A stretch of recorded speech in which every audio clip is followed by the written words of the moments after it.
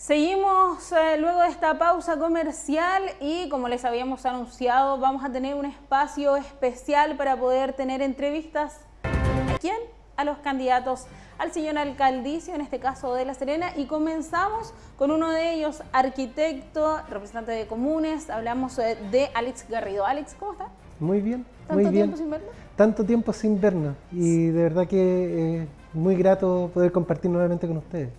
Alex, comenzamos, ya sabiendo que estamos en fase 2, comienzan a establecerse las normativas, pero también con el anuncio reciente del ministro París de que va a haber una comisión que va a analizar los permisos de vacaciones. ¿Qué te parece un poco eso a nivel nacional? Porque de partida hay algunos que postulan que haber dado este permiso de vacaciones ya era un error. Mira, hay mucha improvisación, se sigue improvisando de parte del gobierno, no solamente en el tema de estas distintas fases, el plan paso a paso. Este tiempo nos hemos dado cuenta que no ha sido lo mejor que se pudiese haber realizado, porque no hubo una planificación ni hubo una base científica que pudiese decir, esto va a resultar, y nosotros nos vamos a volver a una situación crítica como la que estamos viviendo. Si vamos juntando no solamente este plan paso a paso, sino que además estos permisos de vacaciones, terminamos con una tormenta perfecta respecto al COVID. Ahora lo complejo es la situación que viven ciudades como las nuestras, que son ciudades turísticas que albergan una masa de población flotante de turistas, que en definitiva, si no hay una planificación clara, los que se ven afectados no solamente son ellos, sino que también nosotros como serenenses, como coquimbanos, y yo creo que desde ahí debería también haber un trabajo no solamente del gobierno, sino que también de las municipalidades. Para eso fueran entregados los recursos durante todo este tiempo para poder paliar la crisis. Hoy hablamos de municipalidades, esta es la segunda vez que te postulas como candidato a alcalde, pero han determinado algunos expertos que con mucha más experiencia y también apoyado en lo que han denominado el efecto Sharp, que puede ser también una forma de establecer para quienes están mirando que es una nueva cara de un nuevo sector político y que además con una representación transversal en la sociedad con el equipo con el que trabajas. Sí, ha sido bien gratificante el proceso. La verdad es que no es un proceso que se venga construyendo desde hace un par de meses atrás, cuando se tomó la decisión por parte del Frente Amplio de levantar esta candidatura municipal. Viene desde mucho antes, viene desde las distintas agrupaciones que hemos estado viendo y viendo cuáles son los problemas profundos que posee nuestra comuna, pero también desde nuestra identidad, nuestros pueblos originarios, la cultura, el arte. El alma de las ciudades es el alma, es la cultura y el arte, y cuando la ciudad abandona esa base que finalmente las que les da identidad, terminamos con ciudades en crisis. Y yo creo que actualmente los grandes problemas que para la ciudadanía pueden ser el desorden completo de la ciudad, el abandono de los espacios públicos, yo creo que más representa una crisis de la misma institucionalidad de la municipalidad que se gobierna tal cual como se ha gobernado los últimos 50, 60 años.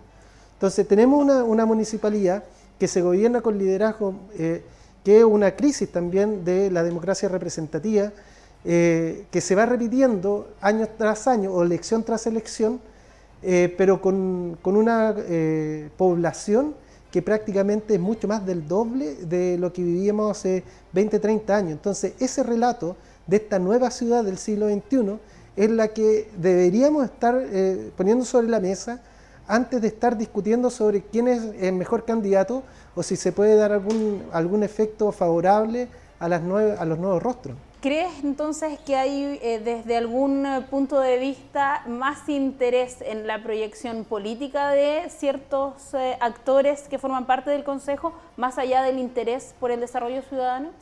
Yo creo que, insisto, es parte de la crisis que actualmente estamos viviendo en Chile, que es esta democracia representativa que solamente busca candidatos al Consejo que representen a cada uno de los partidos políticos y que ellos desenvuelvan dentro de su trabajo los intereses que se están dando en un grupo muy pequeño, una élite política de acá de la comuna. Y eso tiene que, de alguna manera, tiene que romperse y entró en crisis. Hablamos de esa crisis del 2019, ese 18 Exacto. de octubre que marca un precedente en la historia nacional y donde también vemos que, aunque no exista la educación cívica como tal en los colegios, sí hubo mucha participación en los cabildos ciudadanos, hubo mucha participación en la discusión política y se volvió a instalar como uno de los temas de discusión en los encuentros familiares, en el almuerzo, en los encuentros en la calle. Después vino esta pandemia que es una crisis sanitaria que tiene al mundo de rodillas. Pero me imagino que en ese punto de la historia que marca el 18 de octubre al presente, ustedes vieron la oportunidad de decir, bueno, somos caras nuevas, podemos ampliar el equipo, podemos ampliar el espectro y van también con una lista de concejales súper amplia. Hablábamos de Alicia Acuña, periodista, ella es un representante súper activo dentro también del mundo del autismo y de las comunicaciones, Marcela Gatica, feminista, científica, Johnny Muñoz, y también esta lista y este pacto que tienen un candidato a gobernador regional, así que no han ido solamente hacia un punto, sino que en realidad abarcar una posible participación en todo el aspecto regional. Sí, la verdad es que el candidato a gobernador regional, más que esté dentro de nuestro pacto, nosotros estamos en este proceso trabajando con él. Y hablamos de Javier Vega. De Javier Vega. Javier Vega, yo creo que hay muchos de los valores ciudadanos que refleja Javier y que nos representan. La valentía dentro del Consejo de poder conversar temas profundamente cuestionables en base a la ciudadanía y que él ha sido uno de los pocos que ha levantado esta demanda, el tema Papaya Gate, lo que ha sucedido con la minera Dominga, y con el tiempo le ha dado la razón no solamente a la justicia, sino que además la misma Contraloría. Oye, pero mira, recién estabas conversando sobre el tema de los espacios públicos y cómo la ciudadanía se apropia nuevamente de ellos.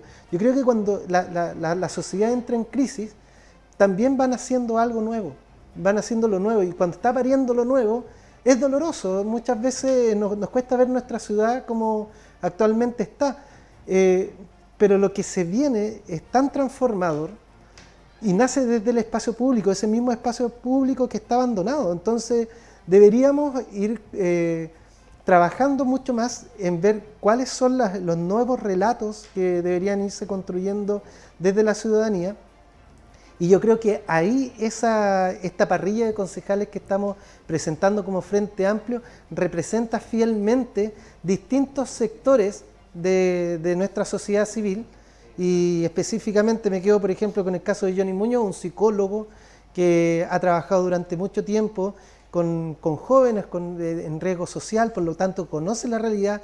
La misma Marcela Gatica, tratando de tener dentro del programa la democratización del conocimiento y que los colegios se abran nuevamente hacia la comunidad para que entreguen hacia la ciudadanía lo que es necesario en estos momentos donde la capacidad crítica de poder tomar una decisión es mucho más valiosa que la información en sí, porque la tenemos constantemente en las redes sociales. Hablemos de la crítica, porque hablamos también de una política súper diferente. Hablamos de una política que se ha hecho 50 años en el país, donde el conservadurismo o lo políticamente correcto es lo aplicable a los medios de comunicación y aplicable también en el discurso. Pero el discurso de ustedes, como dicen, ciudadano, también es un poco más disruptivo, tratando de establecer, obviamente, que son un espacio nuevo, que son una oportunidad ciudadana. ¿Cómo se lo toman poder enfrentarse, por ejemplo, hablamos, no sé, de Johnny Muñoz o de Alicia Acuña, con personajes que llevan un largo tiempo siendo parte del Consejo Comunal y que van a reelección, que representan también a sectores más conservadores y también en algunos puntos oficialistas completamente de ciertos periodos un poco más duros de la historia del país? Lo primero es saldando cuentas pendientes. ¿Se puede? Obvio, si tenemos una cuenta pendiente de más de 500 años con nuestros pueblos originarios y nunca ¿Hay representación dentro de la parrilla? Exacto, dentro de uno de nuestros candidatos a concejal está Marcia Albanés, que es representante de la red Diaguita Nacional. Esa es la forma de nosotros de ver la política. ¿Hay equidad de género dentro de la lista? Dentro de nuestra lista existe la equidad de género, no solamente por el tema de la ley, sino que además porque son grandes lideresas que están ocupando esos espacios. No es equidad de género para cumplir con la lista. A eso es lo que voy. Pero así como se saldan esas cuentas, yo creo que deberíamos generar ese pacto con la ciudadanía, ese nuevo pacto donde se pueda hablar de todo. Y cuando hablemos de todo, hablemos de temas tan controversiales que para algunos parece ser todo es blanco y negro, como el caso de los comerciantes ambulantes o lo que ha sucedido actualmente hace algunos años atrás de la estigmatización constante del espacio público como un espacio solamente de lucha respecto al 18 de octubre, pero también tenemos que volver a que esos espacios públicos sean realmente de la ciudadanía, discusiones profundas. Por ejemplo, ¿quién toma las decisiones? ¿Dónde se construye el nuevo hospital de La Serena? Se construye en el Sendir, donde da la diferencia, una diferencia sumamente clara. Yo creo que en la esquina de Ulrichsen, con 4 esquinas, hay más cajeros automáticos que en todas las compañías. Además, a unos cuantos metros, ¿vamos a construir también un hospital? Yo creo que hay discusiones profundas dentro de nuestra sociedad que lamentablemente el municipio solamente lo ha manejado como una élite, como una especie de palacio consistorial, la municipalidad, y donde solamente algunos toman decisiones. Y se toman a puertas cerradas, como sucedió con el plan regulador y específicamente con las grandes ausencias respecto a las protecciones que tenía que haber tenido ese plan regulador. Zonas protegidas en los humedales, la protección definitiva del sitio del olivar y poder definir las áreas que eran importantes, pero por sobre todo, ¿por qué disminuyeron los anchos de las calles y la futura conectividad que va a tener La Serena, Coquimbo, la conurbación, no solamente La Serena? Vamos a sufrir todos y esa decisión se tomó a puertas cerradas. ¿Te parece, Alex, si ahora te llevamos a un ejercicio porque queremos investirte de alcalde de La Serena? Sabemos la situación también que se vive dentro de los contratos municipales. Entrando por ese pórtico, ya como alcalde de La Serena, ¿qué harías con los contratos municipales? Porque sabemos que muchos de ellos, y es un secreto a voces que corre también a nivel país, es de favores políticos, contratos que no cumplen con ciertas características para hacer contratos de planta. ¿Cómo harías tú para, no ocupemos la palabra limpieza, pero sí para poder analizar cada caso? La verdad es que yo hablaría también de limpieza. Yo hablaría no solamente cuando planteamos, hablemos de todo, hablemos de esto también. Y abramos las ventanas de esta casa grande que es la comuna de La Serena, que entre el aire fresco, pero también que se limpie todos los cuestionamientos que han habido hasta ahora. Necesitamos saber cómo es posible que la Corporación Gabriel González Guidela aún tenga una deuda pendiente con los profesores por las cotizaciones, y eso nosotros lo vamos a solucionar. Eso lo vamos a solucionar. Tenemos los equipos adecuados como para buscar la solución respecto no solamente al tema de las cotizaciones de los profesores. Hay otras situaciones que también son bastante complejas. Como por ejemplo, queremos plantearte un tema de salud. Hay una denuncia, estuvimos conversando con el presidente del Colegio Médico Regional que habla de la poca seguridad que hay en centros de salud, los pocos insumos que hay, la falta de personal. ¿Eso también se va a poder en el área de la salud municipal mejorar? Se va a tener que mejorar. Ahora supimos hace poco que hay 6 casos de COVID dentro de la misma municipalidad. Los que administran la salud pública en esta salud primaria, que deberían tener los mismos protocolos dentro de las oficinas municipales protegiendo a sus trabajadores, parece que no lo hacen. Entonces, cuando hablamos de limpieza de nuestras calles, de nuestra ciudad, que ya está bastante abandonada, pero también hablamos de limpieza de abrir las ventanas de la municipalidad, que entre ese aire fresco y lo limpie completamente de favores políticos, de mala gestión en los usos públicos, para transformar a la ciudad de La Serena en una ciudad eficiente en el gasto público, pero por sobre todo en una ciudad del siglo XXI, donde el conocimiento y la democratización del conocimiento sea la gran bandera de lucha y transformar a la ciudad de La Serena en la ciudad más importante de todo el norte de Chile. ¿Crees que hasta este minuto en el municipio de La Serena vamos a hablar en buen chileno, han pasado colado el tema Papaya Gate? ¿Se ha escondido un poco, se le ha bajado el perfil ¿están involucrados de una u otra manera en esta situación? Hay una investigación en curso y lo mejor es que los tribunales funcionen y en este caso están en Valparaíso, por lo tanto da la mayor seguridad de que se pueda investigar como corresponde. Ahora, más que incluso el tema Papaya Gate, me gustaría que, y esto es un llamado no solamente a las decisiones que se toman como municipalidad, sino que también al gobierno regional y al Servicio de Salud, de evaluar definitivamente este proyecto de hospital concesionado. Recordemos que los hospitales concesionados terminan siendo 1.5 veces más caros que los hospitales públicos, sin necesidad de tener que cumplir con la atención de los pacientes, de la totalidad de los pacientes que puedan llegar al lugar, porque solamente ellos cumplen una cuota. Por lo tanto, un hospital concesionado es pan para hoy, pero hambre para mañana. Y ese hambre para mañana puede ser 2 o 3 años. Entonces, podríamos tener un elefante blanco, pero que no cumple con las expectativas de poder darle servicio a la comunidad. Alex, tú eres arquitecto, eres un destacado arquitecto en el área patrimonial y me imagino que este tema que hablamos, que es el hospital, es sensible porque hablamos también de el sector donde va a estar emplazado y también de quienes lo utilizan. Hablamos de una desigualdad en el acceso a la salud que se va a crear, dónde va a estar emplazado una persona que viva en las compañías, en los sectores más alejados de este sector de La Serena, le va a ser muy difícil poder trasladarse hasta el hospital de La Serena. ¿Hubieses encontrado tú otro lugar en la ciudad para poder instalar el hospital nuevo? Mira, ¿O hubieses refaccionado el lugar donde está? Si pudieron encontrar terrenos para hacer una cancha de fútbol y pagar casi 10.000 millones de pesos por esos terrenos, modificar plan regulador, modificar inversión pública para el eje 4 esquinas, ¿tú crees que era imposible tener un hospital en las compañías? Yo creo que no.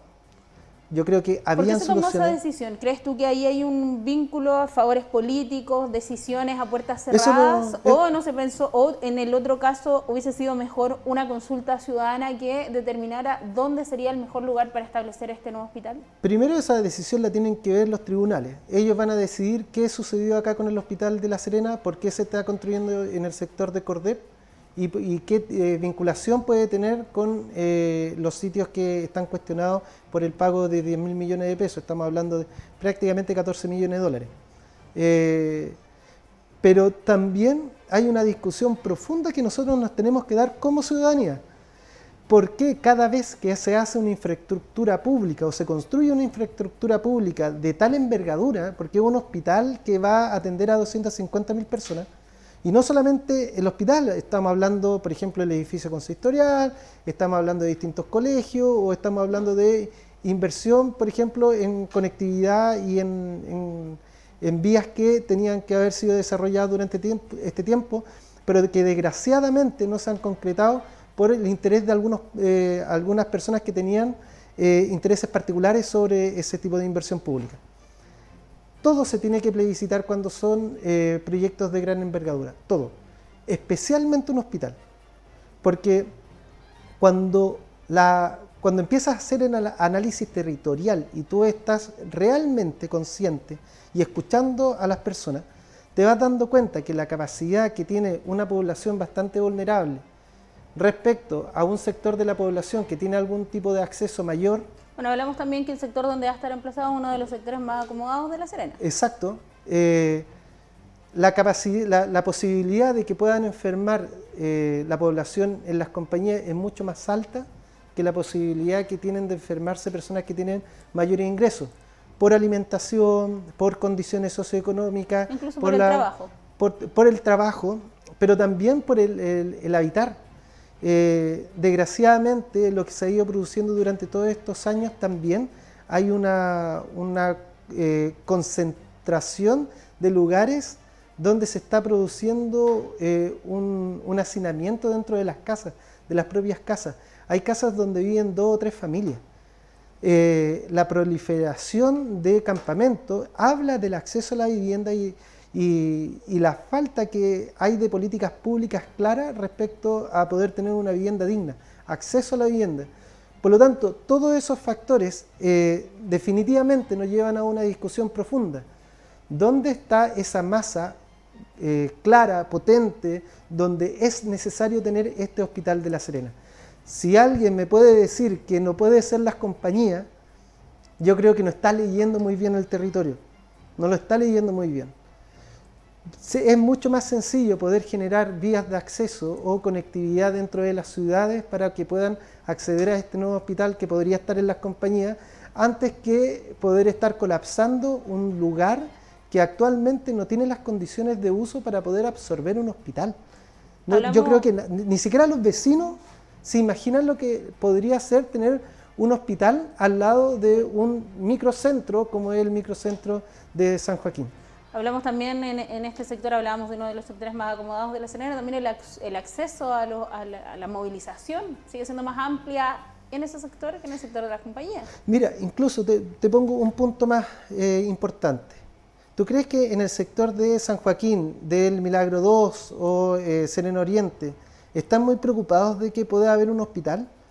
Si los niveles de inseguridad son enormes y de hace meses, casi más, incluso años, están solicitando un retén.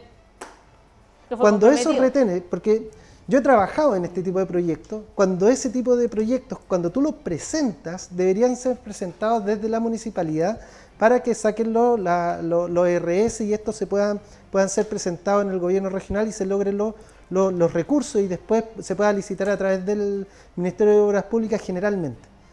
Cuando ni siquiera has podido desarrollar un retén, estás planteando un hospital en el mismo sector donde la necesidad es otra. Yo creo que terminan primando más los intereses inmobiliarios del desarrollo inmobiliario que se va a dar alrededor del hospital que la misma seguridad pública o los mismos intereses de los vecinos del sector de San Joaquín. Alex, hablamos de carrera al señor alcaldicio.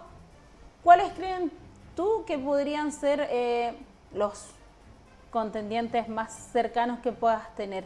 ¿Crees que la figura de Roberto Jacob sigue siendo igual de potente que en la elección anterior? Yo creo que hay un desgaste. ¿Sí? Considerando también el universo de trabajadores municipales que la mayoría de ellos apuntan a mantener su fuente laboral. Yo creo que aquí hay una discusión más profunda respecto a los trabajadores dentro de la municipalidad. Ellos tienen que tener dignidad. ¿Crees que no la tienen? Yo creo que las condiciones laborales que existen actualmente en la municipalidad, donde aproximadamente el 50% son boletas de honorario, no creo que es una situación digna para poder trabajar. Porque no tienen ni salud, no tienen cotizaciones, pero por sobre todo no tienen derechos sociales garantizados. Por ejemplo, sus vacaciones, si no es por la voluntad de un alcalde para no tener problemas, ellos no tuviesen vacaciones. Pero hablamos de un número que es amplísimo, o sea, no es una población pequeña del universo de trabajadores municipales que están con boletas de honorarios. Es amplio y si lo equiparamos con Coquimbo, son una de las ciudades que más trabajadores honorarios tienen. ¿Dónde pasa la posibilidad de analizar caso a caso? Porque me imagino que según lo conversado, cada cierta cantidad de años que un funcionario municipal entregue boletas tiene que avanzar a un próximo estatus contractual, cosa que no sucede. Pero eso no sucede y bueno, ahora estamos viviendo justamente, hablando de los funcionarios municipales, un proceso de apertura a las plantas municipales. ¿Quiénes están postulando? ¿Cómo se va a postular? Y el criterio que tienen la autoridad, y en esto es una responsabilidad completa de la administración actual, de llevar la discusión de las nuevas plantas municipales donde se abren muchos puestos nunca antes vistos dentro de la municipalidad, que se abran justo en periodo de elecciones. Yo creo que es poco ético. Es poco ético y eso habla de un uso indebido de las necesidades que tienen los funcionarios municipales.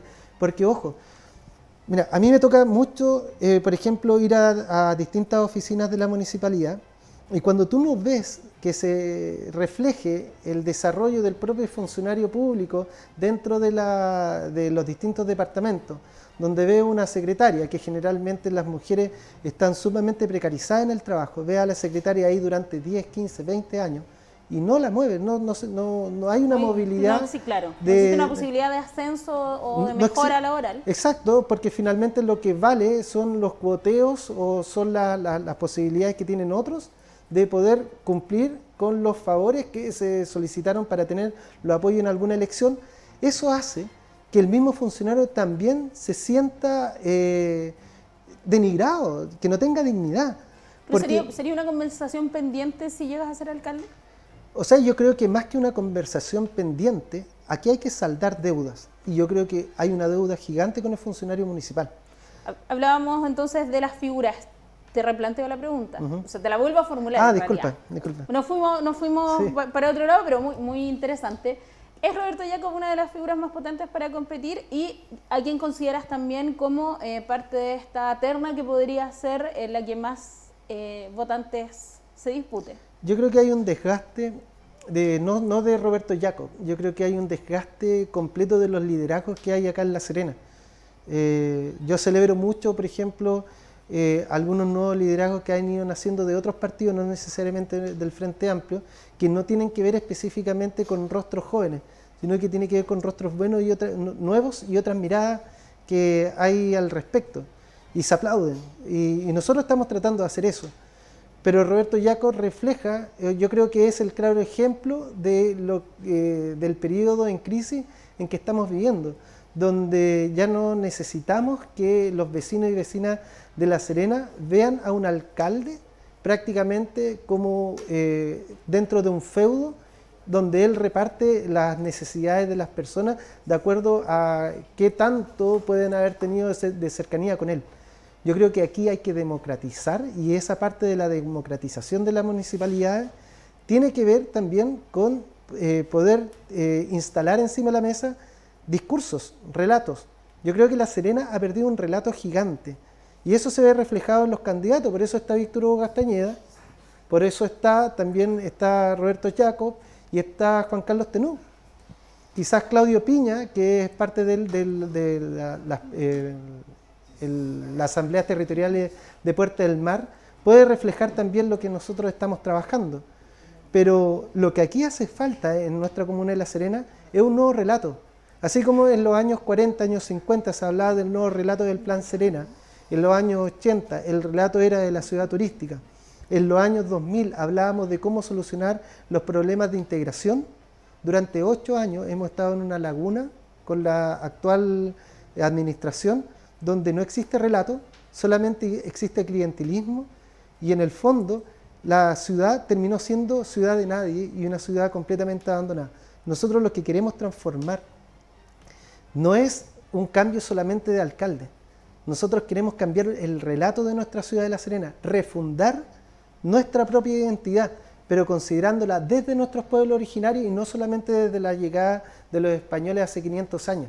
Oye, Alex, ya para terminar, vemos cómo el escenario, hablabas de estos nuevos candidatos, hablamos de Víctor Hugo Castañeda, también de Piña, y lo vemos también en el otro área, lo vemos, si vemos un poquito más al sur, en Coquimbo, vemos también caras nuevas, como por ejemplo Ali Manucheri, que es parte de los nuevos, y así también uno se va dando cuenta de que en algunos grupos o en algunos sectores las personas piensan, bueno, ya por lo menos vemos caras nuevas tratando de postularse a algún cargo público donde pueda haber una representación ciudadana, y así también queremos entenderlo en la ciudad de La Serena, y te agradecemos la visita del día de hoy inaugurando este segmento de entrevistas a los candidatos nuevos, a los candidatos de estas elecciones que hubo un retraso, hubo que moverla de mes, pero donde se vislumbra una participación ciudadana. Lo vimos en el plebiscito, la participación ciudadana por lo menos fue importante y queremos que así continúe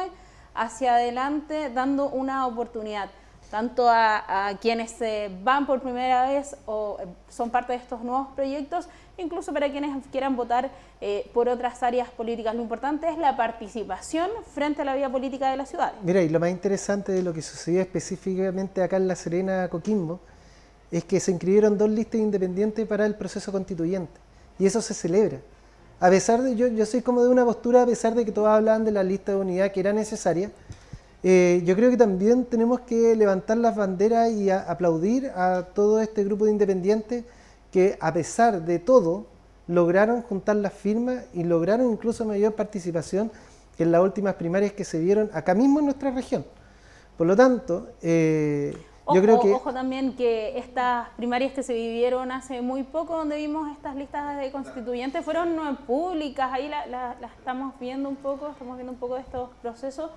Estamos en un proceso. Lo que pasa es que durante mucho tiempo hemos estado en un proceso de participación ciudadana sí, eso es importante. Levantando la información de nuestro programa municipal. Entonces, cada uno de los puntos de nuestro programa va de la mano con todos estos procesos de participación ciudadana, donde fueron los vecinos los que plantearon los distintos ¿Quién puntos es mejor que ellos, o no?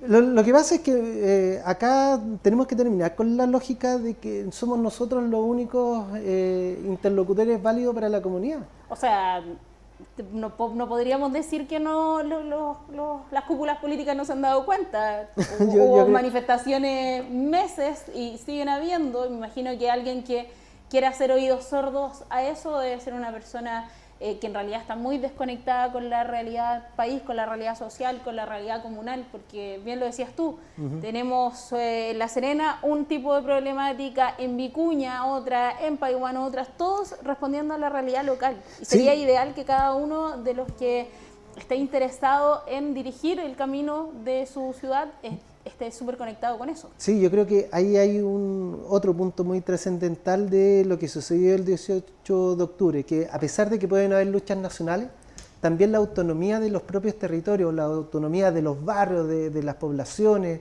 de los distintos sectores de cada una de las ciudades y de cada una de las comunas, va a estar en relevancia. Por lo tanto, esta elección va a ser una elección donde nosotros definamos cuál va a ser nuestra identidad y cuál va a ser la identidad que nosotros vamos a reconstruir.